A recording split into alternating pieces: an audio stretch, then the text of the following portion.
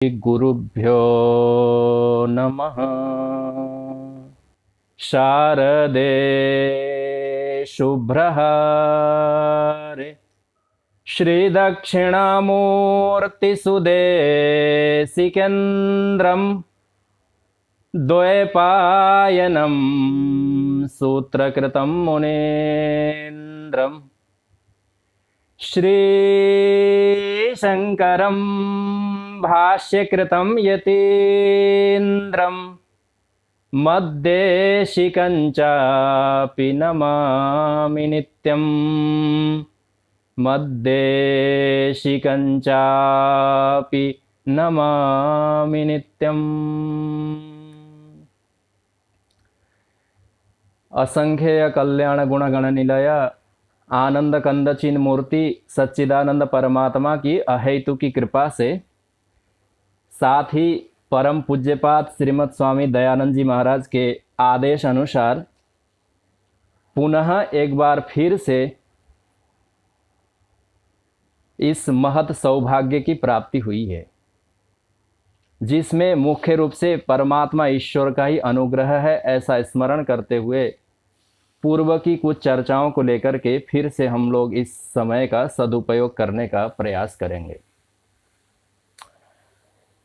परंपरा में आचार्यों की ये महती कृपा है कि अधिकारियों के भेद से, जैसे जैसे योग्यता से युक्त व्यक्ति ने गुरुपसत्ति की, गुरु के पास गए अथवा अपने आत्मकल्याण के साधन पूछे, उसको लेकर के आचार्यों ने तदनुकूल साधनों का उपदेश दिया। क्योंकि आचार्य लोग सभी का यथार्थ रूप से कल्याण चाहते हैं, परंतु जो आचार्यों के पास पहुंचते हैं उनकी योग्यता में भिन्नता होती है। यद्यपि आचार्यों को ये ज्ञान रहता है कि उसी को आचार्य कहा गया है कि कौन से साधन से क्या होने वाला है, कर्मों का फल क्या है, ज्ञान का क्या फल है अथवा ज्ञान स्वयं फलस्वरूप है, कौन से साधन से संसार से मुक्ति होती है और क्या चीज संसार का बंधन का कारक है, ऐसा आचार्यों को स्पष्ट रूप से बोध रहता है। फिर भी अधिकारी के भेद से भिन्न प्रकार के साधन और उपदेशों का कथन किया जाता है। यही परंपरा है। ये आचार्यों की परंपरा साक्षात वेद भगवान से ही प्रवृत्त होने के कारण श्रुतियों में भी इसी प्रकार के 3 साधन सामान्य रूप से प्राप्त होते हैं। ये एक आरंभ में कर्मों का साधन प्राप्त होता है, बीच में आपको उपासना के साधन प्राप्त होते हैं और अंततो गत्वा ज्ञानादेव तु कैवल्यम, ऐसा कहकर के श्रुति उद्घोष करती है। अब किन्हीं किन्हीं मनुष्यों को ऐसी प्रतीति हो सकती है कि भाई जब ज्ञानादेव तु कैवल्यम, साक्षात ज्ञान से ही मुक्ति होनी है और मैं तो यथार्थ रूप से मुक्ति का ही आकांक्षी हूँ, अर्थात मुमुक्षु हूँ, तो फिर मुझे कर्म और उपासना इत्याकारक जो विस्तार प्रपंच है उसमें प्रवेश की क्या आवश्यकता है। ये एक बात सदैव चित्त में प्रायशः मनुष्यों का घूमता रहता है, विचार है। अर्जुन ने भी भगवान को यही पूछा था कि ये घोर कर्म है, इनमें आप हे केशव मुझे प्रवृत्त कराते हैं और आप कहते हैं कि मुझ आत्मा को जानने से धन्य और कृतकृत्य हो जाता है। तो आरंभ में ऐसा स्मरण कर लेना चाहिए कि ये बात है यथार्थ रूप से कि ज्ञान से ही मुक्ति संभव है, परंतु कर्म और उपासना की भी नितांत आवश्यक है। इसलिए वेद भगवान ने आपके और हमारे सकल के लिए कर्मों का प्रतिपादन किया है। उन्हीं बातों को जो श्रुति सम्मत है, जो आचार्यों के द्वारा अनुष्ठित है, उनके द्वारा परीक्षित है, उनके द्वारा अनुभूत है, उनके द्वारा आदेशित और उपदेशित है, जो परंपरानुगत है, जो आचार्यों के द्वारा कृत संकल्प होकर के उसको अत्यंत पवित्र और पूत किया गया है, ऐसे साधनों का कर्मों के रूप में आद्य जगत गुरु भगवान शंकराचार्य ने आप सब हम मुमुक्षुओं के लिए, मोक्ष मार्गियों के लिए अत्यंत सरल सोपान और सीढ़ी के रूप में निर्माण करके जिस एक उपदेश विशेष का संग्रह है उसका नाम उपदेश पंचकम है। यत्किंचित तरीके से पिछली चर्चाओं में भी आरंभ के आदि श्लोक के ऊपर ही कुछ कुछ विचार और मंथन हम लोगों का चल रहा था। पुनः एक बार उस श्लोक को स्मरण कर लें। उपदेश पंचकम के आदि साधन में आद्य जगत गुरु भगवान शंकराचार्य कहते हैं, वेदो नित्यमधीयताम तदुदितम कर्म स्वनोष्ठीयताम तेने सस्य विधीयताम अपचितिः काम्ये मतिस्त्यज्यताम। आचार्य चरण ने सभी के लिए ये कहा कि वेद मार्ग का अनुष्ठान करना चाहिए। तो तत्काल यही प्रश्न आएगा कि अत्यंत कठिन है, शक्य है अथवा नहीं, यह एक विचार की बात है। हमारे लिए अनुष्ठेय है अथवा नहीं, ये भी देखने की बात होती है। कब फल प्राप्त होगा वो भी एक संदिहान प्राय मनुष्य रहते हैं। अत्यंत सामग्रियों की अपेक्षा रहती है। शुद्धि, शौच, संतोष, सदाचार इत्यादि साधन सामग्रियों की भी अपेक्षा रहती है, तब जाकर के कोई वैदिक अथवा स्मार्त कर्म संभव हो पाता है। या ऐसी कठिनताओं को देखते हुए भी इसका जिन्होंने अवश्य रूप से पालन किया, उन्होंने अनुष्ठान किया।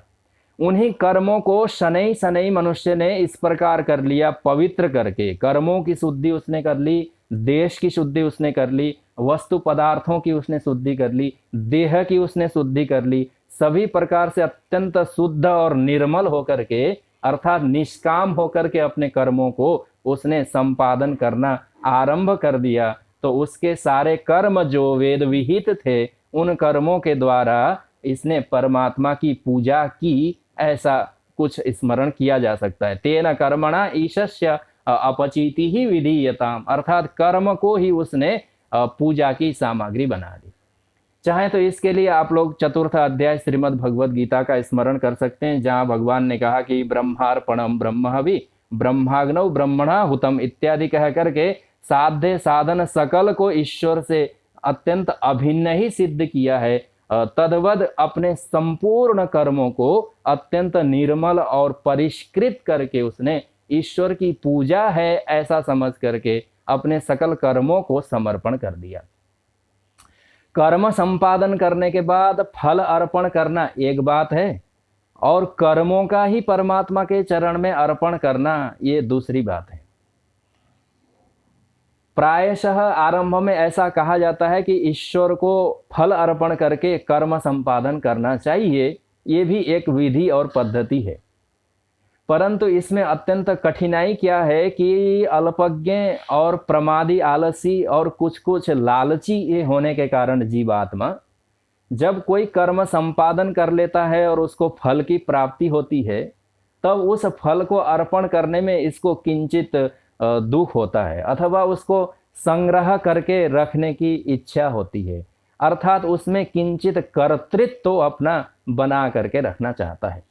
अब उदाहरण के लिए चाहे तो इसी को स्मरण कर सकते हैं कि अर्जुन को यदि महाभारत के युद्ध के बाद पूछा जाता कि भाई अर्जुन तुमने कैसे महाभारत के युद्ध में कैसे विजेता बने, यदि कोई कहे कि भाई हमने तो सुना है, द्वारका के लोग आकर के ऐसा कहें कि भगवान श्री कृष्ण ने तुमको सारे बोध बुद्धि दे करके, उपाय बता करके, अस्त्र शस्त्र से सज्जित करके, उनकी युक्ति और उपाय के कारण तुम जीते हो, तो अर्जुन अज्ञान की अवस्था में हो तो ये कह सकते हैं कि अरे नहीं नहीं, बाण संधान करना, बाण प्रहार करना, अस्त्र शस्त्र लेकर के आगे कूदना, वो काम तो हमने किया ना।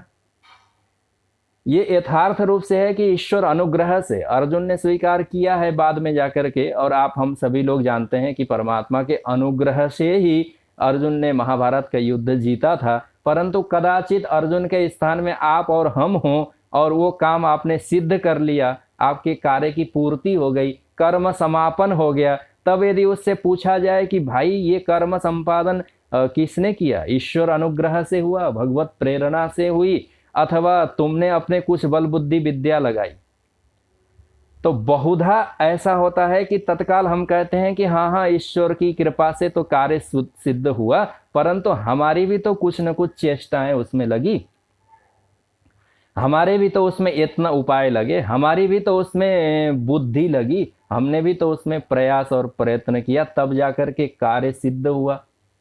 अर्थात कुछ न कुछ कार्य सिद्धि के अनंतर फल अर्पण करने में कठिनाई यह रहती है कि उस फल को देख करके थोड़ी से भाव जागृत होते हैं अंतस में, क्योंकि उसमें किंचित कर्तृत्व तो रहता है। इसलिए उससे श्रेष्ठ साधन यह है कि कर्मों को ही ईश्वर का जान करके समर्पण करें। अर्थात कर्म संपादन का उद्देश्य क्या है, तो कहे कि कर्तव्य बुद्धिया, अर्थात आप ही के लिए ये कर्म करने के लिए बनाए गए, उसमें फल की कहीं भी चर्चा, चिंतन अथवा उसकी दृष्टि नहीं है। क्यों? क्योंकि उसने कर्मों को ही जब परमात्मा में अर्थात साधन को ही उसने ईश्वर के अर्पण कर दिया, तो उस साधन से होने वाली जो सिद्धि है उस सिद्धि को लेकर के बहुत ज़्यादा चिंतित, विचलित और आकांक्षी प्रायशः मनुष्य नहीं रह पाता, क्योंकि वो जानता है कि ये साधन ही हमने उधार ला करके अथवा परमात्मा से मांग करके या ईश्वर के अनुग्रह से हमने ये कार्य सिद्ध किया है। इसलिए अपने कर्मों को ही ईश्वर की प्रसन्नता के लिए संपादन करना कर्मों के द्वारा ईश्वर की पूजा है, ऐसा समझा जा सकता है। उसी बात को आचार्य चरण ने कहा था पूर्व की पंक्ति में कि तेन कर्मणा ईशस्य अपचिति ही विधीयताम। हाँ, ये भी बात है कि जिस प्रकार से आप देव पूजन में आप बगीचे से पुष्प ला करके, दुर्वादल ला करके, कुशा ला करके अथवा अन्य सुगंधित फूल माला संग्रह करके पूजन कर लें, ये भी बात है, परंतु बगीचा ही परमात्मा का है ऐसा मानने में हानि क्या है?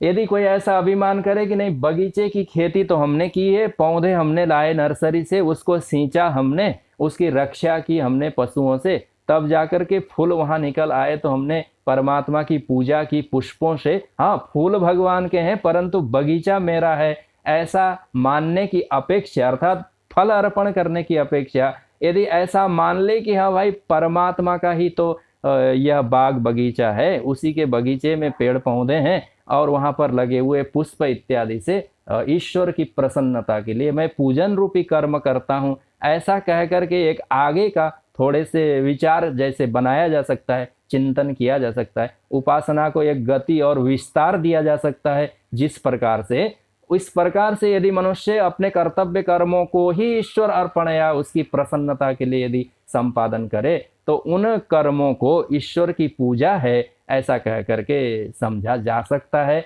अथवा मानना चाहिए।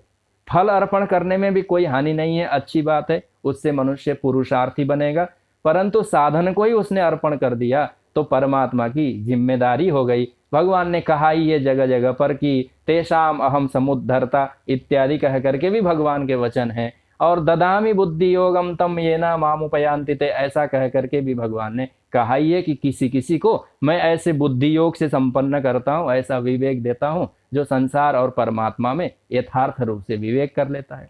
फिर सारे साध्य साधन से केवल और केवल परमात्मा की प्राप्ति ऐसा ही सोच करके वो अपने सकल कर्मों को संपादन करता है। इसको कर्मों के द्वारा ईश्वर की पूजा ऐसा समझा जा सकता है। अपचिति ही ऐसा आचार्य चरण ने शब्द कहा। परंतु कठिनाई क्या है कि उन सकल कर्मों को ही हमने परमात्मा को समर्पण कर दिया, तो फिर कर्म तो बहुत प्रकार के हैं ना, बहुत प्रकार के कर्म हैं। निषिद्ध तो छोड़ दिया मुमुक्षु ने, नित्य नैमित्तिक कर्मों को तो चलो परमात्मा को हमने अर्पण कर दिया, ईश्वर अर्पण या बुद्धिया मैं कर्म संपादन करता हूँ ऐसा वो मान लेता है। परंतु काम में जो कामनात्मक कर्म होते हैं उनका फिर क्या समाधान होगा, ये एक थोड़े से चिंता की बात रहती है। अर्थात अज्ञान है आदिकाल से, अभी तिरोहित हुआ नहीं है, बीच बीच में कोई निमित्त और संस्कार के कारण वो अज्ञान और तज्जनित इच्छाएं नाना प्रकार के रूप आकार लेकर के उत्पन्न होते रहते हैं। संचित अनेक हैं, उन्हीं में से कोई एक अंकुरित हो जाता है, उन्हीं में से कोई एक पौधा बन जाता है, उन्हीं में से कोई एक वृक्ष बन जाता है, पता नहीं चलता क्योंकि संचित कितने हैं। क्योंकि जन्म जन्मांतर में हमने अनेक प्रकार के और कितने न जाने कर्म संपादन किया है, किन किन योनियों में किया है, किन किन लोकों में जा करके किया है, कैसे कैसे शरीरों में रह करके न जाने कैसे कैसे कर्म संपादन किए हैं, उनके अनुसार इच्छाएं जागृत होती रहती हैं। तो फिर उनका भी क्या परमात्मा की पूजा के रूप में विनियोग किया जा सकता है, ये भी एक बात है। यहाँ पर आचार्य चरण चौथे साधन के रूप में कहते हैं कि काम में मति त्यज्यताम। काम में अर्थात काम में कर्मों को लेकर के। पहले तो भगवान आद्य जगत गुरु भगवान शंकराचार्य ने कहा कि तेन कर्मणा, उन कर्मों से ईश्वर की पूजा करें। और बहुत अच्छी बात है, क्या काम में कर्मों से भी ईश्वर की पूजा होती है? ये प्रश्न सामान्य रूप से आपके हमारे चित्त में उदित हो सकता है। अब वर्तमान काल में तो लोगों ने इसी को नियम बना लिया है कि कर्म कैसे करते हैं, तो भाई हम अपनी इच्छा के अनुसार कर्म करते हैं। अच्छा लगता है ये कर्म करना, इसलिए करते हैं। आसपास पड़ोस के लोगों को देख करके करते हैं, गतानुगतिक होकर के करते हैं, अथवा किंचित फल की आकांक्षा से करते हैं। जैसे तैसे भी अपनी मर्जी, मन अथवा संस्कार, स्वभाव, देश इत्यादियों के वशीभूत होकर के उन कर्मों को करते हैं। तो क्या उन कर्मों को भी जो हमने अपने इच्छा के अनुसार चयन किया है, वो सकल कर्म ईश्वर की पूजा जान करके उसकी प्रसन्नता के लिए अर्पण किया जा सकता है क्या? क्या ऐसा विनियोग हो सकता है? ये प्रश्न आया तो आचार्य चरण कहते हैं कि नहीं नहीं, काम में अर्थात काम में कर्मों में तो मति ही त्यज्यताम।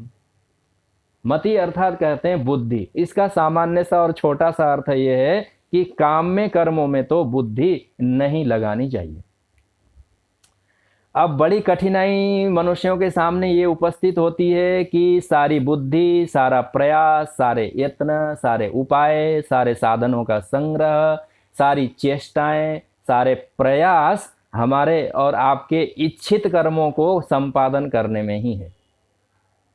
बड़ी उल्टी परिस्थिति देशकाल की ऐसी है कि जो कर्म कर्तव्य रूप से प्राप्त थे, उन कर्मों में हमारी मति अर्थात बुद्धि लगती नहीं है, मन उसमें लगता नहीं है, उसमें प्रवृत्ति नहीं बनती है, उसको करने के लिए मनुष्य उठ खड़ा नहीं होना चाहता। परंतु कोई काम में कर्म होगा, कोई उसका फल दर्शन कर रहा होगा, झट से कोई लाभ होने वाला होगा, तो फिर वह अशक्त पुरुष भी, बीमार व्यक्ति भी एक बार अपने बिस्तर से खड़ा हो जाता है, क्योंकि उसको फल दर्शन होते हैं। पर यहाँ आचार्य चरण साफ साफ मना करना चाहते हैं, निषेध करते हैं कि काम में अर्थात काम में कर्मों में अपनी बुद्धि नहीं लगानी चाहिए, मति त्यज्यताम।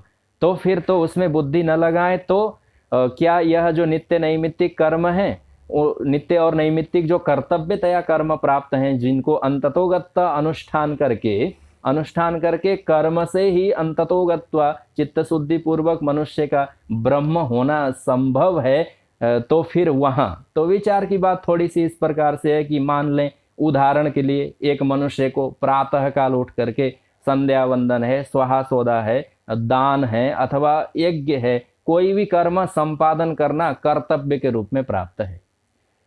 उसको करने में जितनी तत्परता, जितनी व्याकुलता, जितनी आतुरता अथवा जितने समय की निष्ठा के साथ मैं संपादन करूं, ये कर्म उतनी रुचि नहीं हो पाती है। आचार्य चरण ने तो कहा कि काम में कर्मों में मति ही त्यज्यताम, अर्थात अपना समय इत्यादि अथवा बुद्धि का विनियोग नहीं करना चाहिए। परंतु विचार इस प्रकार का है कि जब आप बैठते हैं तो सारे प्रयास, यत्न, चेष्टा इत्यादि उसी को लेकर के लगते हैं।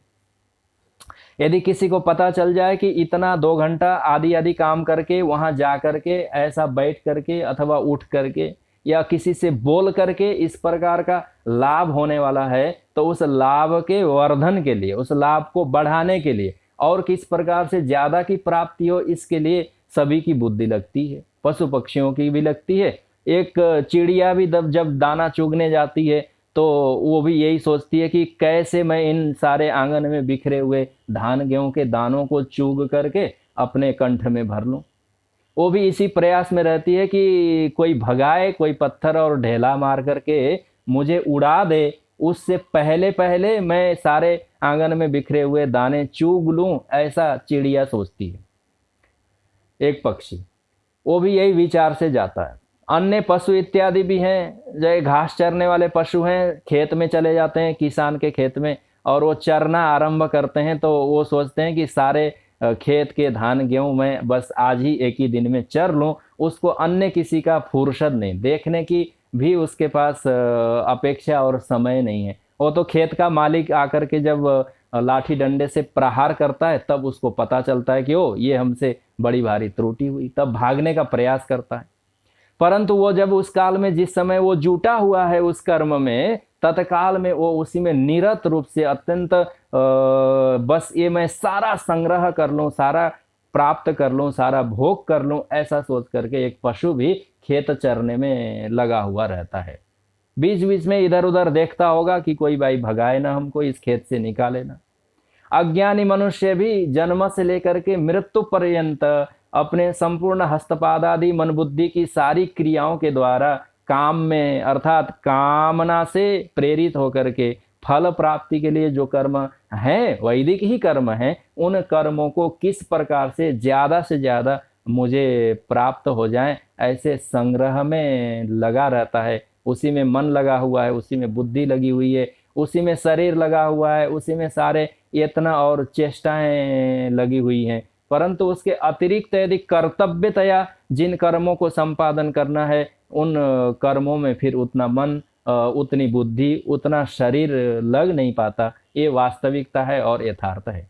जिन साधकों का, जिन सिद्धों का, जिन अनुशासित व्यक्तियों का, जिन साधनों से संपन्न पुरुषों का लगता हो, वो तो नमस्कार के योग्य हैं ही, इसमें किसी प्रकार का संदेह नहीं है। परंतु देश काल और शरीर इत्यादियों की परिस्थिति, योग्यता और सामर्थ्य ऐसा हो गया है कि जहां भी कामना की पूर्ति होने वाली होगी, वहां मनुष्य अत्यंत कठोरता भी होगी, अपेक्षा भी करना पड़ेगा, रुकना भी पड़ेगा तो रुक जाएगा। मंदिर में, देवालय में दर्शन के लिए चले जाते हैं और वहां पर आप देखते हैं कि वो बड़ी लंबी भीड़ है, आधे किलोमीटर का लाइन है लगा हुआ, कब यहाँ पर मेरी बारी आएगी दर्शन के लिए, चलो फिर कभी दोबारा दर्शन कर लेंगे, ऐसा कह करके वहां से दर्शन से विरत होने में आपको और हमको क्षण भर भी नहीं लगते वहां पर, क्योंकि वहां देव दर्शन है, सत्कर्म है, उससे तत्काल कोई फल प्राप्ति होती हुई दिखती नहीं। आप देखते हैं, आपका मन आपको हमको समझाता है कि नहीं नहीं नहीं, यहाँ तो अभी बहुत समय की अपेक्षा है, रुकना पड़ेगा, यहाँ खड़े रहना पड़ेगा, यहाँ भूख प्यास को सहन करना पड़ेगा, ऐसा सोच करके वहां से विरत रहते हैं। परंतु जहाँ काम में कर्मों के लिए लाइन लगनी पड़ती है अथवा पड़ती थी पहले के समय में, वहां तो मनुष्य धूप में खड़ा रहता है। अब तो कलिकाल की अच्छी महिमा के कारण सरकार इत्यादियों की व्यवस्था बहुत अच्छी हो गई, बहुत सारी जगहों से आपको हमको लाइन पर खड़ा नहीं रहना पड़ता बहुत सारे कार्य सिद्धि के लिए। परंतु समय समय पर ऐसा समय भी था जहां आपको छोटे से छोटे पदार्थ के लिए, किंचित प्राप्ति के लिए, चाहे वो लौकिक भौतिक हो, अन्न हो अथवा ईंधन हो, आदि आदि के लिए लंबी सी लाइन लगनी पड़ती थी, तो भी मनुष्य वहां पर संयम पूर्वक, धैर्यता पूर्वक, निष्ठा पूर्वक उस लाइन पर लग करके वस्तु प्राप्त करके आता था। तब वो वहाँ शिकायत नहीं करता था, अथवा शिकायत करने से भी उससे टस मस नहीं होता था। कोई आकर के बीच में लाइन भंग करके उस पंक्ति को तोड़ करके बीच में प्रवेश करना चाहे तो निषेध भी करता कि नहीं, तुम यहाँ पर अभी प्रवेश के अधिकारी नहीं हो, मैं पहले से खड़ा हूँ, ऐसा कह करके वो दृढ़ता से उसकी रक्षा करके काम में कर्मों की सिद्धि के लिए इन सारे साधनों को अपनाता है। एक अज्ञानी मनुष्य अथवा अपनाने का प्रयास करता है। तदवत जो निष्काम कर्म है, जिन कर्मों को हमने ईश्वर के लिए अर्पण कर दिया है, जिसका लौकिक और भौतिक फल अब हमको नहीं चाहिए, उन कर्मों को संपादन करने में फिर मनुष्य की उतनी तत्परता नहीं रह पाती है। जिनकी रहती है अत्यंत श्रेष्ठ हैं, परंतु नहीं रह पाती है, उसमें चंचलता आ जाती है। मन आपको कहता है बहुत देर जप लिया माला, अब थोड़े खड़े हो जाओ। और वही कोई सांसारिक वस्तु प्राप्त होने वाला होगा तो मन आपको, वही मन है, वही आपका शरीर है, वही जो अशक्त था, जो पूजन के लिए 2 घंटे नहीं बैठ पाता था, विष्णु सहस्त्र नाम का पाठ भी आपको 2 शिफ्टों में करना पड़ता था, तब भी आपको ये मन में आता था कि चलो फलश्रुति पाठ करने से क्या होगा, मैं इस फलश्रुति को पाठ नहीं करता, सर्वप्रहरणायुध इत्यादि तक जाकर के मैं विश्राम लेता हूँ। आगे के श्लोक बोले नहीं नहीं, बस आगे का श्लोक क्या पढ़ना, ऐसा कह करके उन 10, 5, 15, 20 श्लोकों को पढ़ने में भी प्रमाद करता है। जब आपको फल नहीं चाहिए तो पढ़ने से ही आपको फल प्राप्त होगा और नहीं पढ़ने से नहीं होगा, ऐसी भी बात नहीं है। पर आपका और हमारा मन आपको और हमको क्या समझाता है, नहीं नहीं बस बस यहाँ पर सर्व प्रहरणायुध, बस यहाँ तक आगे तो फलश्रुति है, वेदांत गो ब्राह्मण स्यात् इत्यादि, उसका मुझे प्रयोजन नहीं है। आदि से भी कुछ श्लोक ऐसे हैं जहाँ भगवान के नाम नहीं है, विष्णु वसटकार इत्यादि कह करके जो आरंभ है, उससे पहले के कुछ श्लोक हैं, बोले ये निष्प्रयोजन है। बहुतों को ऐसा देखने और सुनने में आता है, क्योंकि उससे चलो फल नहीं चाहिए, परंतु उसको पाठ करने की विधि है। 5 मिनट 7 मिनट आपको अतिरिक्त लगेगा, परंतु उतने छोटे से कर्म में भी आपका और हमारा मन ये समझाता है कि नहीं नहीं नहीं, इसको पाठ करने का कोई विशेष प्रयोजन नहीं है, रहने देते हैं। परंतु वही यदि तत्काल फल प्राप्त होने वाला होगा, अथवा कोई पंडित यजमान के में जाकर के पाठ कर रहा होगा, जहां उसको दक्षिणा इत्यादि की प्राप्त, पंडितों की निंदा नहीं है, ब्राह्मण पृथ्वी के देवता हैं साक्षात, परंतु वहां पर द्रव्य पदार्थ इत्यादियों का लाभ होने वाला होगा, तो फिर वहां वो उन सारे आगे के और फलश्रुति के श्लोकों का पाठ करेगा। क्यों? क्योंकि वहां वो कर्म परमात्मा की प्रसन्नता और अपने अंतःकरण की शुद्धि या ईश्वर अर्पणया नहीं किया जा रहा है। वहां तो वो कर्म इसलिए संपादन किया जा रहा है कि हमारी कामना है, वहां से हमें फल की प्राप्ति होने वाली है, वहां त्रुटि नहीं कर सकते, वहां आपको आसन बांध करके बैठना पड़ता है। तो आपके और हमारे जीवन भर का यह अनुभव है, देखने में आता है, दूसरों को भी देखते हैं, अपने आप की भी परीक्षा होती है। देखते देखते यह पता चलता है कि जहाँ निष्कामता है उन कर्मों को करने में उतनी तत्परता नहीं रहती है, परंतु जहाँ काम में कर्म आ जाता है, जहाँ फलाभिसंधि रहती है, जहाँ फल दर्शन होता है, जहाँ पर किंचित प्राप्ति का संदेह भ्रम मात्र भी रहता है, वहाँ भी मनुष्य अत्यंत दृढ़ता के साथ, साहस के साथ, उत्साह के साथ उन कर्मों में लगा रहता है। इसलिए आचार्य चरण आद्य जगत गुरु भगवत पूज्यपाद शंकराचार्य कहते हैं कि नहीं नहीं नहीं, उस काम में कर्म में तो बिल्कुल अपना मन अपनी बुद्धि ले ही नहीं जाना कि ये काम में कर्म का मैं परमात्मा के अर्पण के लिए करता हूं, ऐसा होता नहीं है, क्योंकि वहां तो काम में ऐसा जुड़ाई है ना। तो पहला पुरुषार्थ है कामना के लिए, धर्म अर्थ काम मोक्ष 4 पुरुषार्थ हैं। वो मोक्ष रूपी परम पुरुषार्थ के लिए नहीं है, वो कर्म से ब्रह्म होने के लिए नहीं है, वो कर्म से फल प्राप्ति के लिए। वैराग्य नहीं है, फल चाहिए तो कर्म संपादन करें काम में कर्म, परंतु आपने तो ईश्वर अर्पणया करने का संकल्प लिया, आप वैराग्यवान पुरुष हैं, आप मोक्ष मार्गी हैं, आपको संसार बंधन से मुक्त होना है, उसके लिए तो फिर काम में कर्म न स्वयं के न अन्य किसी के विचार के योग्य हैं।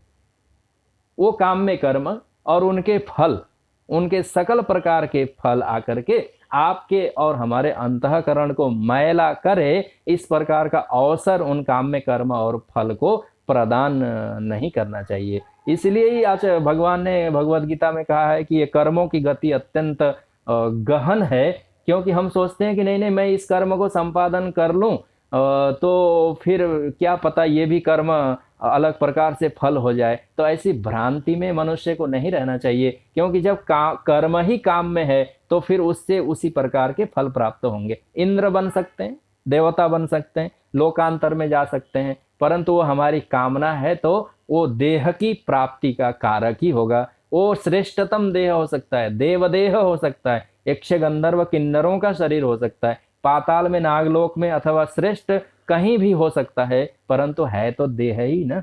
देह के बंधन से मुक्त कराने वाले नहीं होते हैं। इसलिए आचार्य चरण ने कहा कि इन सभी काम में कर्मों से अपनी मति अत्यंत दूर कर लेनी चाहिए। यही पुरुषों की परीक्षा है, यही वे पुरुष अर्थात जो पुरुषार्थ करना चाहता है, जो मोक्ष मार्गी है, जो संसार बंधन से मुक्त होना चाहता है, उसकी परीक्षा ही कर्मों से होती है। क्योंकि कर्म स्थूल हैं, ये दिखाई देते हैं, बाहर के ये चिन्ह हैं। आप पूजा में बैठते हैं तो आपको चंदन टीका रुद्राक्ष इत्यादि धारण करने पड़ते हैं, आपको उस प्रकार के वेशभूषा आपको पूजन के लिए बनानी पड़ती है। अब तो बहुत सारे लोग पूछते हैं कि भाई इस कपड़े में नहीं चलेगा क्या ये पूजन, ये कपड़ा भी तो धोया हुआ है। भाई चलेगा नहीं चलेगा ये भिन्न बात है, परंतु हमारे शास्त्र की विधि जिस प्रकार से कथन किया गया है उसी प्रकार से मानने और पालन करने में कठिनाई क्या है। हम अपनी इच्छा के अनुसार जो साधन हैं उनको बलपूर्वक उसमें क्यों प्रवेश कराना चाहते हैं। क्यों हम बुद्धि लगाना चाहते हैं कि इससे चलेगा अथवा नहीं चलेगा? हम क्यों ऐसा कहना चाहते हैं कि इससे होगा अथवा नहीं होगा? अच्छा ऐसा करूं तो क्या हो जाएगा? ऐसा कह कर के भी बहुत सारे लोगों की पूछने की प्रवृत्ति और आदत रहती है कि ऐसे कर लें तो क्या हो जाएगा?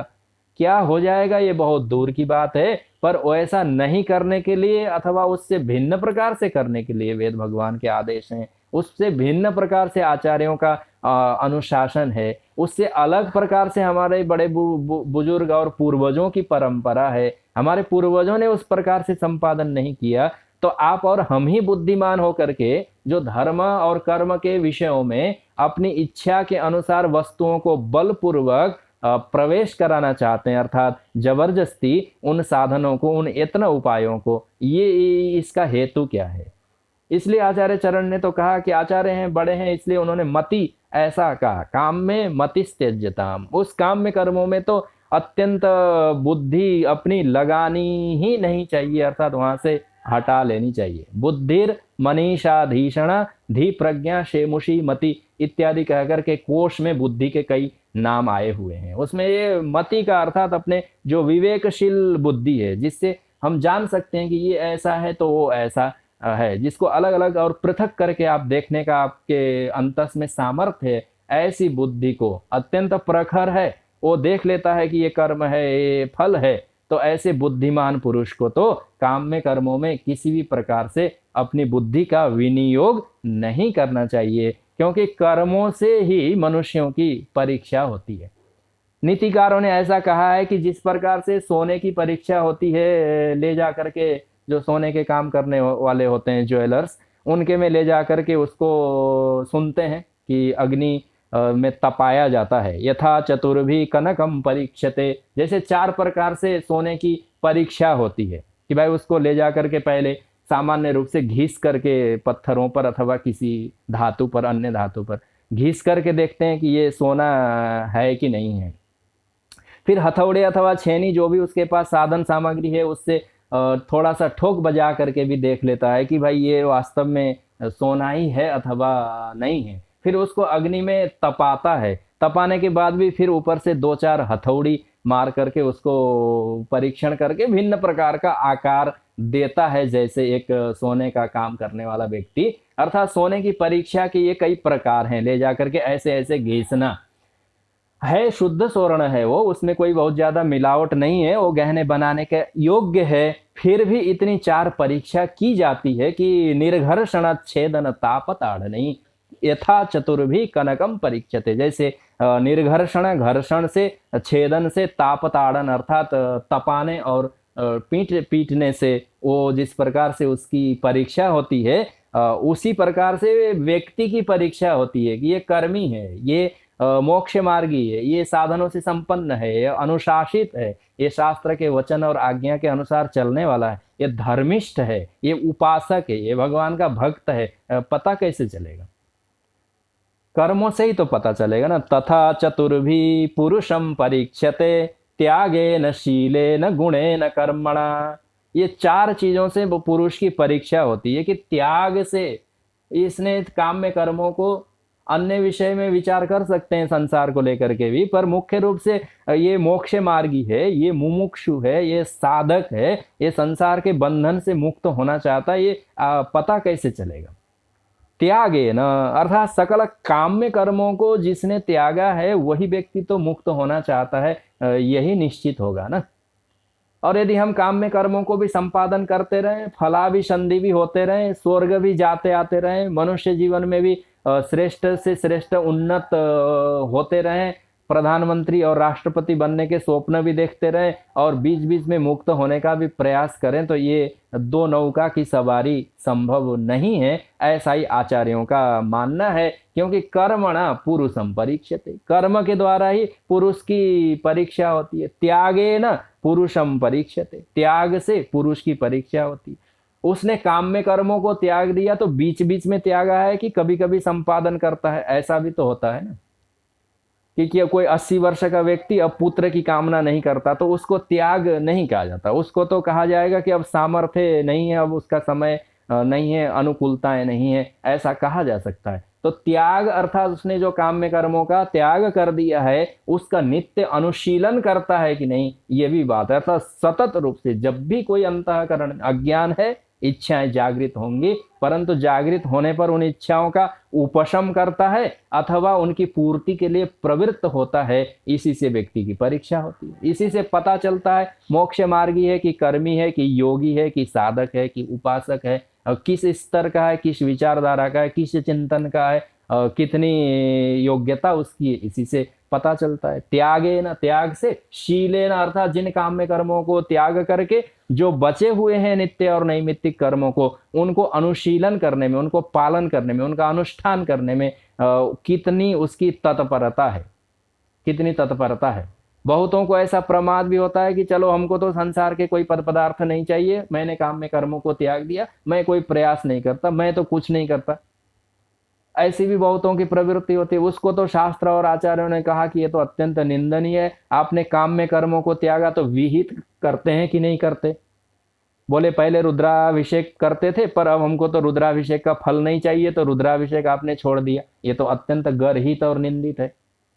तो इसलिए क्योंकि जो आपके लिए विहित थे, वे श्रुति का भी यही आदेश है, कुर्वन्ने वेह कर्माणि जिजीवेत शतगुं समा इत्यादि कह करके जो पहले ही उपनिषद में वाक्य हैं।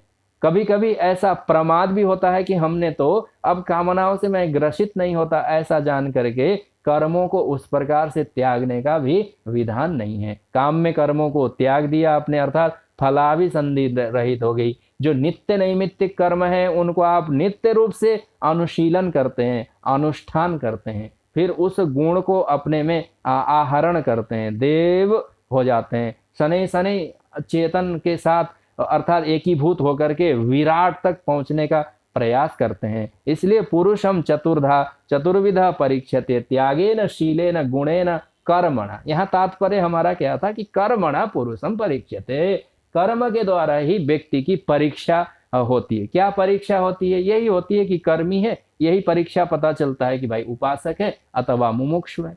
क्या उसको धर्म चाहिए, धर्म का फल चाहिए, अथवा उसको काम में कर्म करके लोकांतर तक जाने का है? कर्म से ही तो पता चलेगा ना। तो इसलिए यहाँ पर ये जो आचार्य चरण ने कहा कि काम में अर्थात काम में कर्मों को अत्यंत दूर से विष जान करके त्याग देना चाहिए। अब इसमें थोड़ी सी कठिनाई ये आती है कि आरंभ तो कामना से ही किया गया था ना। सभी लोगों ने कोई भी कर्म आरंभ किया है तो कामना से ही किया है। आरंभ में ही ईश्वर का ज्ञान था ऐसा तो नहीं, आरंभ में ही फलाभिसंधि से रहित होना है ऐसा तो नहीं था। इसका ऐसा कहा जा सकता है कि मठ मंदिर देवालयों में दर्शन इत्यादि करने आप पहली बार आप और हम जाते हैं तो कोई बाधा, कोई पीड़ा, कोई दुख, कोई अभाव, कोई कमी, कोई न्यूनता इत्यादि से ग्रसित रहते हैं। उनको भंजन करने के लिए, हटाने के लिए, उनसे निष्कृति पाने के लिए देवालय और मंदिर जाते हैं। कामना थी तभी तो वहां पहुंचे, अन्यथा तो पशुवत संसार में आचरण करते हुए जीविका और जीवन चल ही रहा था। उसको लेकर के बहुत ज्यादा चिंतन की बात नहीं थी, संसार की सारी प्रवृत्तियां चल ही रही थी। तो आरंभ में कामना से युक्त होकर के ही देव शरण जाने की बात आती है। त्याग करता है तो भी एक को त्याग करके दूसरे को, अर्थात एक कर्म को त्याग करके दूसरे में प्रवृत्त होता है। तपस्या करता है तो भी वस्तु प्राप्ति के लिए ही तपस्या करता है। तो कामना तो कुछ न कुछ है ही ना। कामना से अत्यंत रहित होना आरंभ में ही यदि ऐसा हो जाए तो अत्यंत निर्मल अंतःकरण है, उसको तो एक बार के उपदेश से ही उसके वास्तविक स्वरूप का ज्ञान हो ही जाएगा। इसलिए आचार्य चरण ने यहाँ कहा कि जब ऐसा बोध हो जाए, जब कर्मों का ठीक प्रकार से ज्ञान हो जाए, जब कर्मों के फल का भी आपको पता चल जाए, जब आपको पता चल जाए कि अरे ये तो काम में कर्म है और इनसे मुझे देहादि प्राप्त करके फल भोगना पड़ेगा, जिसके लिए मुझे पुनः पुनः जन्म इत्यादि ग्रहण करने पड़ेंगे, मनुष्य देव इत्यादि शरीरों में बार बार आते और जाते रहना पड़ेगा, शरीर धारण करने में सदैव उसी प्रकार के दुख हैं और उसमें मृत्यु है, जन्म है, जरा है, व्याधि है, पीड़ा है। इन सारी चीजों को देख करके पहले से आपने उसमें अब प्रयास और यत्न करना छोड़ दिया, अर्थात सारे काम में कर्मों में बुद्धि नहीं लगाते। परंतु आरंभ में इस प्रकार से होता है कि त्याग, तपस्या, माला जप, स्तोत्र पाठ अथवा कोई वैदिक कर्म का अनुष्ठान भी किंचित कामना से युक्त होकर के ही प्रवृत्त होता है। पता चलने पर जब मनुष्य ठोकर खाता है, जब पता उसको चल जाता है, जब बीच में बाधाएं विपत्तियां आती हैं, तब ईश्वर का स्मरण आकर के शनै शनै उसी तपस्या से जो आरंभ में कामनाओं के लिए प्रवृत्त हुआ था, परंतु शनै शनै उन्हीं कर्मों के द्वारा पाप का अपनूदन होने के कारण अंतःकरण की जैसे जैसे शुद्धि होगी वो कामना छुड़ते जाएंगे। धर्मेण पापम अपनूदति, जब उन कर्मों को ठीक प्रकार से शनै शनै संपादन करेगा तो अंततो गत्वा अंतस के मल को प्रक्षालित करने वाले बनेंगे और ईश्वर अनुग्रह से उसकी योग्यता की सिद्धि होगी। हम लोगों के इतिहास के प्रसंग में, रामायण महाभारत इत्यादियों की कथाओं में यही विशेष रूप से कहा जाता है कि कर्म से ब्रह्म होने वाले ऋषि हुए, जिनका नाम आप सब जानते ही हैं, सभी लोग जानते हैं, इतने ज्यादा प्रसिद्ध हैं। ऋषि विश्वामित्र हुए, जिन्होंने अंततो गत्वा, उनकी तपस्या की बड़ी भारी लंबी कथाएं रामायण महाभारत और पुराणों में विस्तार पूर्वक आई हुई हैं कि जिन्होंने कैसे कर्मों से ब्रह्मत्व की प्राप्ति की। और वो ऋषि विश्वामित्र आरंभ में राजा थे। राजा इस प्रकार से थे कि चक्रवर्ती थे, सम्राट थे, विश्व विजेता थे। लौट करके कहीं से आ रहे थे तो अपने कुल गुरु पुरोहित का वशिष्ठ जी का उन्होंने आतिथ्य स्वीकार किया था एक बार जंगल में। प्रसिद्ध कथा है, आप लोगों ने बहुत बार सुना होगा। हम लोग यहाँ उदाहरण के लिए थोड़ी सी, अर्थात कैसे कर्मों से ब्रह्मत्व तक उत्तीर्ण हुआ जा सकता है। आतिथ्य उन्होंने स्वीकार किया ऋषि वशिष्ठ का, यद्यपि उन्होंने ना किया था, उन्होंने मना किया था, आप आचार्य हैं, आप पुरोहित हैं, आपके में मैं अनाहुत हूं, आपने निमंत्रण दे करके मुझे बुलाया नहीं है। परंतु ऋषि वशिष्ठ ने भी कहा कि कोई बात नहीं, आप परंपरा से हमारे यजमान हैं, आप श्रांत और क्लांत हैं, आप चक्रवर्ती सम्राट हैं, दिग्विजय से लौटे हैं, इसलिए हमारा आतिथ्य स्वीकार करिए। उस समय उन्होंने कहा था, तब उनका विश्वामित्र नाम नहीं था, वो कौशिक वंश के थे, इसलिए उनका नाम कुशिक इत्यादि कुछ करके था। तो उन्होंने कहा कि ठीक है, आप यदि आग्रह करते हैं तो मैं आपका आतिथ्य स्वीकार कर लेता हूं, परंतु इतने सारे सैनिकों का, हाथी घोड़ों का और रथ आदि आदि सभी का आप आहार भक्ष्य भोज्य कैसे व्यवस्था करेंगे? क्योंकि केवल राजा विश्वामित्र तो वहां नहीं थे, उनके सैनिक थे, उनके अमात्य थे, हाथी थे, घोड़े थे, ऊंट थे, अथवा सैनिकों के अन्य अन्य यान वाहन भी रहे होंगे। तो घोड़ों के लिए घास चाहिए, हाथी के लिए भी कोई अपने गन्ना इत्यादि चाहिए, मनुष्यों के लिए अन्न चाहिए, तो सभी के लिए अलग अलग प्रकार की सामग्रियां चाहिए। तो वशिष्ठ ने कहा मैं सारी व्यवस्था करता हूं। ऐसा कहकर के उन्होंने कामधेनु की पुत्री नंदिनी के अनुग्रह और सहयोग से राजा का यथा योग्य सत्कार किया था। राजा को नंदिनी का सामर्थ्य देख करके उनको लोभ और लालच उत्पन्न हो गया था। उन्होंने ऋषि वशिष्ठ से ये आग्रह किया था कि हे ऋषि, इतने सामर्थ्य से युक्त, इतने वैभव से संपन्न, इतने पदार्थवती, इतने गुणों से युक्त गौ आपके पास तो निष्प्रयोजन है, ये तो राजा के पास होना चाहिए, रत्न है। ऋषि वशिष्ठ ने कहा कि मुनि होमधेनु, ये मुनियों की होमधेनु है, ये कामधेनु है, इनके दूध से देव पूजन इत्यादि होते हैं, इनके पदार्थ बन करके देवताओं के अर्पण तर्पण इत्यादि पितरों के लिए उपयोग किया जाता है, ये राजा के प्रयोजन का नहीं है। पर उन्होंने आग्रह किया था, बलपूर्वक उनको छीन करके हर करके ले जाने का प्रयास किया था, और नंदिनी ने वहां पर अपने बहुत सारे सैनिक उत्पन्न करके उस राजा को और उनके सैनिकों को पराजित कर दिया था। और राजा को अत्यंत दुख हुआ था कि देखो, एक वन में रहने वाले ऋषि और उनकी एक गौ से मैं पराजित हो गया, ऐसा बल धिक्कार है। ऐसा सोच करके वो तपस्या करने चले गए थे। तपस्या करने चले गए थे, भगवान शंकर की प्रसन्नता के लिए हिमालय चले गए थे। वहां जाकर के उन्होंने 1000 वर्षों की समाधि, यद्यपि अभ्यास नहीं था, वो राजा थे, अत्यंत उनको कठिनाई हुई थी, वो क्षुधा और प्यास से पीड़ित होते थे, परंतु अंतस में कामना थी कि नहीं, मैं ऐसे अस्त्र शस्त्र भगवान शंकर से त्रिशूल और पिनाक ग्रहण करूंगा, प्राप्त करूंगा, जिससे ऋषि वशिष्ठ को पराजित कर पाऊं। ऐसा सोच करके वो तपस्या करने चले गए थे। परंतु वो तपस्या कैसी थी? तपस्या थी काम में तपस्या। आचार्य चरण यहाँ क्या कहना चाहते हैं कि सभी मोक्ष मार्गियों के लिए काम में मति त्यज्यताम। अब विचार की बात ऐसी है, उदाहरण उतना है। ऋषि वशिष्ठ हैं, वो भी वन में रहते हैं, उनके संतान संतति हैं, सैकड़ों शिष्य हैं, शक्ति इत्यादि पुत्र हैं और बहुत सारे शिष्य हैं। ऋषि अत्यंत निष्काम है, उनको किसी प्रकार के वस्तु पदार्थ की आवश्यकता और अपेक्षा नहीं। गाय की गौ की सेवा करते हैं, उनसे कोई पदार्थ उन्होंने कभी याचना नहीं किया। सामर्थ्य है जानते हैं, परंतु याचना उन्होंने नहीं की। परंतु राजा वहां आकर के उनके लिए, परार्थ के लिए, दूसरे के लिए उन्होंने अनुग्रह वसात पदार्थों का प्रकट कर लिया। राजा विश्वामित्र को ने देख करके उनको लालच हुआ, तपस्या करने चले गए। इसलिए तपस्या करने चले गए कि मैं ऐसे साधनों का प्राप्त करूंगा जिससे इन ऋषि को मैं पराजित कर पाऊं और उन गौ को मैं छीन लूं।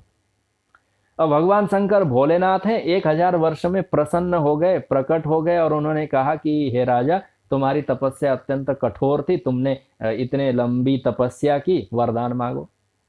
तो मनुष्य अंतस में जिस प्रकार की कामनाएं होती हैं उसी प्रकार के फल को पूरा करना चाहता है।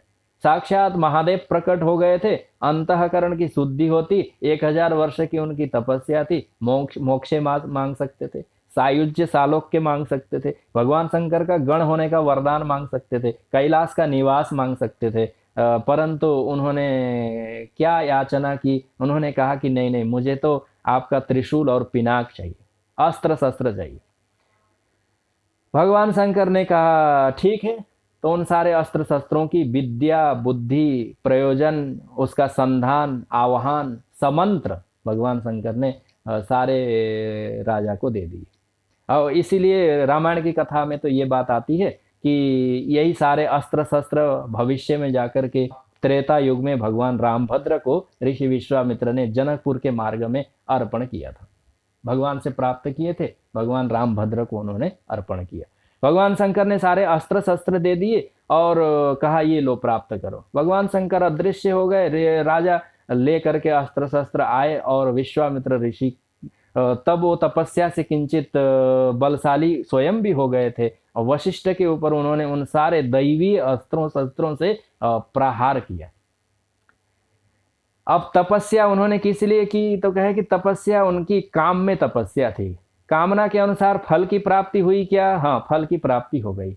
अच्छा, तब तो वो जो राजा थे जिन्होंने भगवान शंकर की तपस्या करके कौशिक फिर अस्त्र शस्त्र लेकर के जब आए तो फिर विजेता बन गए। बोले ये आवश्यक नहीं है, आप काम में कर्म संपादन करेंगे, काम में कर्मों का फल प्राप्त होगा, उस फल अर्थात साधन ही होगा अथवा किंचित सिद्धि भी होगी, तो उस सिद्धि से आपको संतोष होगा, आप धन्य हो जाएंगे, आप कृत्य हो जाएंगे, आप विजेता हो जाएंगे। ऐसा कोई निश्चय नहीं है। बड़े अस्त्र शस्त्र लेकर के ऋषि विश्वामित्र आए और वशिष्ठ के आश्रम में आकर के उन्होंने खूब दिव्य अस्त्रों से प्रहार किया।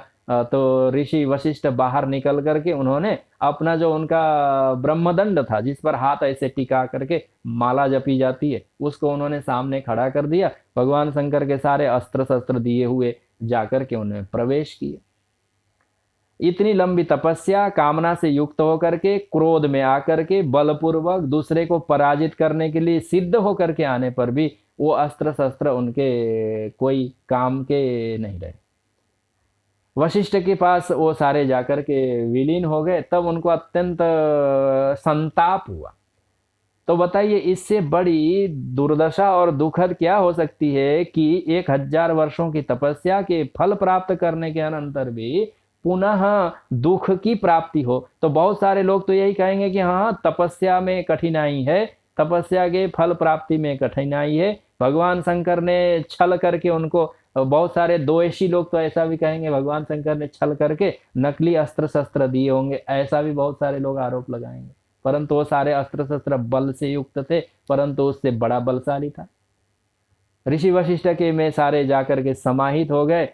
तब इनको काम में वो तपस्या अर्थात तपस्या काम में होने के कारण उनके संतोष में अथवा तुष्टि पुष्टि में, धन्यता और कृतकृत्यता में वो जाकर के पर्यवसित नहीं हो पाया, ये कहने का अभिप्राय है। यदि काम में कर्मों को लेकर के कामना से युक्त होकर के किंचित 2-4 दिन 6 महीने अथवा हफ्ते 9 दिन का यदि आप उपवास और व्रत करें, फिर उस छोटे से अल्प क्षुद्र और फलगु कर्म का जो भी थोड़ा बहुत फल प्राप्त होगा उससे तोष संतोष हो जाएगा, उससे संसार जीत लेंगे, उससे जन्म मृत्यु के बंधन का छेदन करेंगे। ऐसा समझना तो अत्यंत मूढ़ता ही कहा जा सकता है। इसलिए आचार्य चरण ने यहाँ कहा कि नहीं नहीं नहीं नहीं, काम में मतिस्त्यज्यताम, जहां जहां भी कामना वाली बात आएगी, जहां जहां भी इच्छा वाली बात आएगी, वहां पर प्रवृत्त नहीं होना, वहां मन नहीं लगाना, वहां बुद्धि नहीं लगानी, उसके लिए प्रयास नहीं करना, उसके लिए चेष्टा और यत्न नहीं करना, उसके लिए अपने शरीर इत्यादि साधनों का विनियोग नहीं करना। उसको खर्चा कहा जाता है। सांसारिक पदार्थों की प्राप्ति के लिए, लोकांतर तक की भी प्राप्ति के लिए यदि मनुष्य जीवन का उपयोग कर लिया जाए तो इसको कहा जाएगा कि इसका अपव्यय है, इसका खर्चा दुरुपयोग है, ऐसा कहा जा सकता है। वो सारी चीजें करने के लिए तो अन्य योनियां हैं। संसार के पद पदार्थों को भोगने के लिए भिन्न प्रकार की योनियां बनाई गई हैं। यह जो मनुष्य जीवन है इसमें तो किसी भी प्रकार के काम्य कर्मों का संपादन करने का अत्यंत निषेध है, अर्थात त्याग तपस्या इत्यादि भी आपको संपादन करना है, वैदिक कर्मों का भी आपको अनुष्ठान करना है तो अत्यंत कामनाओं से रहित होकर के संपादन करना है। इसमें और भी हेतु क्या है, कारण है कि जीवात्मा अज्ञानी होने के कारण ये अपनी कामना भी करेगा तो कितनी बड़ी कामना करेगा।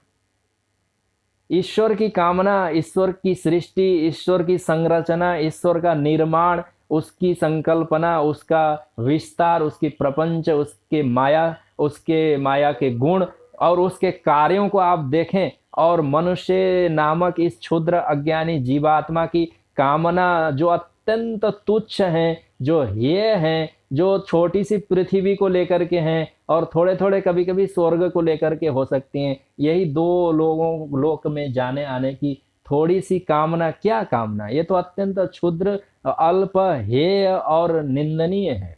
और ये कोई श्रेष्ठ नहीं है। मनुष्य को तो जैसे ऋषि विश्वामित्र ने भगवान शंकर के प्रकट होने पर भी अज्ञान के कारण थोड़े से अस्त्र शस्त्र उन्होंने याचना की। क्यों? क्योंकि उनके अंतस में कामना ही उतनी है। तो उसी तरह मनुष्य कामना भी करेगा तो कितनी कामना करेगा।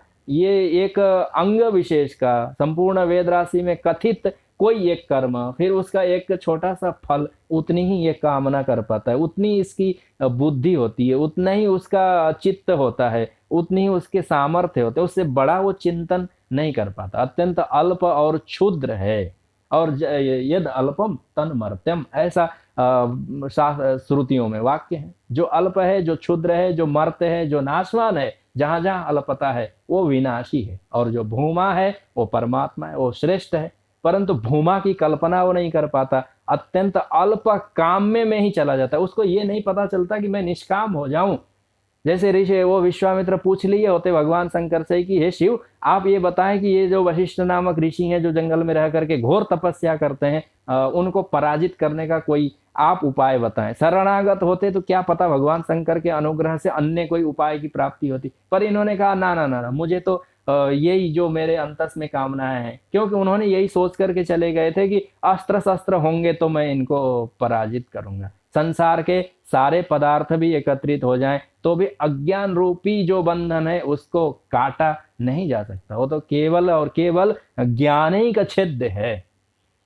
उसकी प्राप्ति के लिए जो यत्न और उपाय कथन किए गए हैं उन्हीं की यहाँ पर चर्चा है। इसलिए आचार्य चरण ने कहा कि काम में मतिस्त्यज्यताम, जो काम में कर्म है और अपने कामनाओं के अनुसार फल हैं, उसमें तो किंचित भी सोच विचार और बुद्धि विवेक शरीर इत्यादियों का सामर्थ्य को लगाना नहीं चाहिए साधक और मुमुक्षु के लिए। जो कामी पुरुष हैं, जिनको संसार चाहिए, लगाने वाले भी बहुत सारे लोग हैं, संसार की चिंता करने वाले भी बहुत सारे लोग हैं, समाज को सुधारने वाले भी बहुत सारे लोग हैं, और तो और वर्तमान काल में तो धर्म को भी सुधार करके ठीक करने वाले बहुत सारे मूढ़ और अज्ञानी मनुष्यों की भी कमी नहीं है। स्वयं को सुधार करके, स्वयं को धर्म के अनुकूल करके, स्वयं को धर्म के अनुसार अनुशासित करके स्वयं सुधरना नहीं चाहते, परंतु वो चाहते हैं कि नहीं नहीं भाई, इन कर्म में हम सुधार करना चाहते हैं, इसमें हम ठीक करना चाहते हैं। कितनी बुद्धि और कितनी योग्यता है कि हम उन चीजों को सुधारें और ठीक करें। इसलिए आचार्य चरण आद्य जगत गुरु भगवान शंकराचार्य ने अपनी मति बुद्धि और सामर्थ्य योग्यता देह इंद्रियां इत्यादि करण उपकरणों का काम्य कर्म में विनियोग करने से मोक्ष मार्गी को अत्यंत कठोरता के साथ निषेध किया और कहा काम में मत त्यज्यताम, इन काम्य कर्मों में अपनी बुद्धि नहीं लगानी चाहिए। अब कठिनाई ये आएगी, ठीक है आचार्यों का आदेश है काम्य कर्म में मन नहीं लगाता मैं, चलो अब बुद्धि नहीं लगाता, परंतु ये रह रह के अपने से आते हैं ना। कठिनाई ये है कि ये कामनाएं कब आती हैं पता नहीं चलता, जागृत हो गई कब प्रवृत्त हो गया, जैसे किसी को नींद में चलने की आदत हो तो कब वो बिस्तर से खड़े होकर के चल दिया और कहीं पहुंच गया, ऐसा सुनने में आता है, तो उसको भान नहीं रहता। जैसे बेहोशी में मनुष्य चल देता है, वो कहीं जाकर के टकराता है, पता नहीं चलता। तद्वद कब कामना उत्पन्न हो गई, कब प्रवृत्त हो गए, कब उसका फल मिला, कब ठोकर लगी, कब गिरे, उसके बाद पता चला, ऐसा होता है। इसलिए आचार्य चरण यहाँ दूसरा साधन कहेंगे कि ऐसा न हो, ठोकर न लगे, कामनाओं से आहत न हो, कामनाओं से पीड़ित न हो, कामना के वशीभूत होकर के काम्य कर्मों में मनुष्य प्रवृत्त न हो, उसके लिए क्या करना चाहिए, तो उससे पूर्व का साधन आचार्य चरण कहेंगे कि पहले अपने पापों के समूह को धो लेना चाहिए। ये अगले साधन के रूप में है। पापौघ परिधूयताम भव सुखे दोषोनुसंधीयताम, क्योंकि अंतस में पाप है, अंतःकरण मलिन है, इसलिए कामनाएं बार बार जागृत होती हैं और बलपूर्वक हरंती प्रसभम मन, ऐसा कहकर के भगवान ने भगवत गीता में भी कहा है। इसी प्रकार से हम लोग यहाँ समय की मर्यादा को देखते हुए आज की चर्चा को हम लोग यहाँ इसी प्रकार से विश्राम देते हैं।